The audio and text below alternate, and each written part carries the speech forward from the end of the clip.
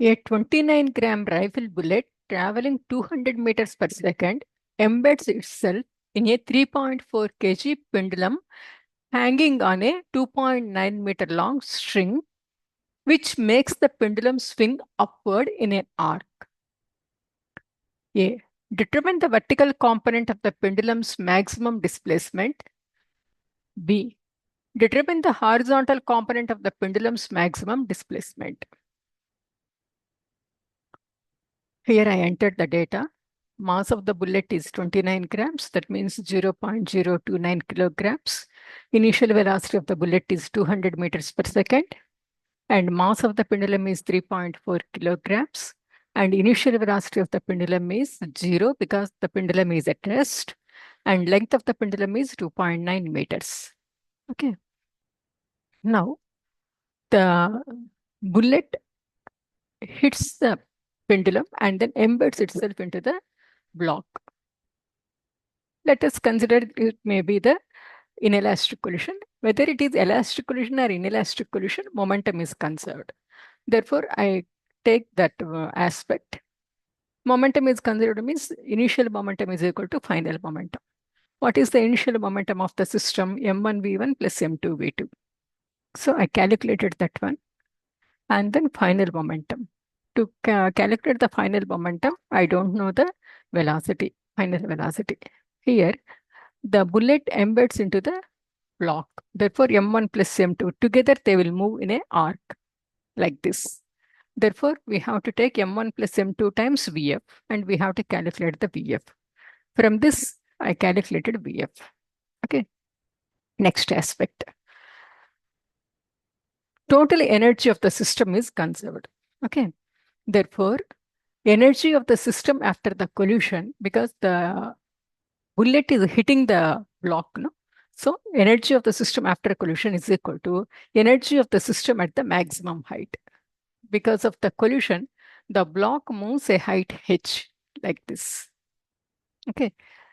So therefore, the energy of the system after the bullet hits and embeds itself is equal to total energy. This is let it be the energy here. This is and then this is the final energy. Okay. So here the entire energy is the kinetic energy, and this is the potential energy. Once it reaches the maximum height, it is another the same one. I represented with a small bob. Okay.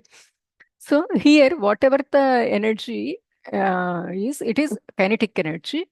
And then at this position, the energy is totally potential energy. So the kinetic energy is equal to potential energy. So half m1 plus m2 vf square is equal to m1 plus m2 gh. So m1 plus m2 goes off, and then I have to find out h. That is what he is asking. What is the maximum displacement? Here he is asking, determine the vertical component of the pendulum's maximum displacement. Maximum vertical component means height. Okay, so from this I found out h. h is equal to 0.15 meters. Next, I have to find out the horizontal component. See here, next bit, B bit. Determine the horizontal component of pendulum's maximum displacement. So for that, what I did is I took the geometry of the figure. You see this one, this is the length. And then when the bob moves an arc, this kind of arc, this is an arc kind of thing. Okay. So this is the height h. So taking the geometry of the figure into consideration, I calculated the theta. See this one. Here, this is the L minus h. This is the total length of the pendulum, and it makes an arc. Here again, it is the length. And then this is the h. So this is the total length of the pendulum, and this part is L minus h. Okay. So cos theta is equal to L minus h by L, and then theta is equal to cos inverse L minus h by L. So from this, I calculated the theta value. Theta is equal to 18.25 degrees. And then sine theta is equal to opposite side by hypotenuse.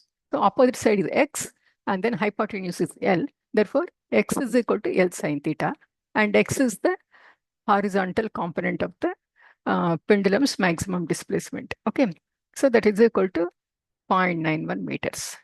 This is the cos theta is adjacent side by hypotenuse. whereas sine theta is opposite side by hypotenuse. So using the geometry of the figure, I calculated the horizontal component of displacement. That's it. Okay, this helps. Thank you. Bye-bye.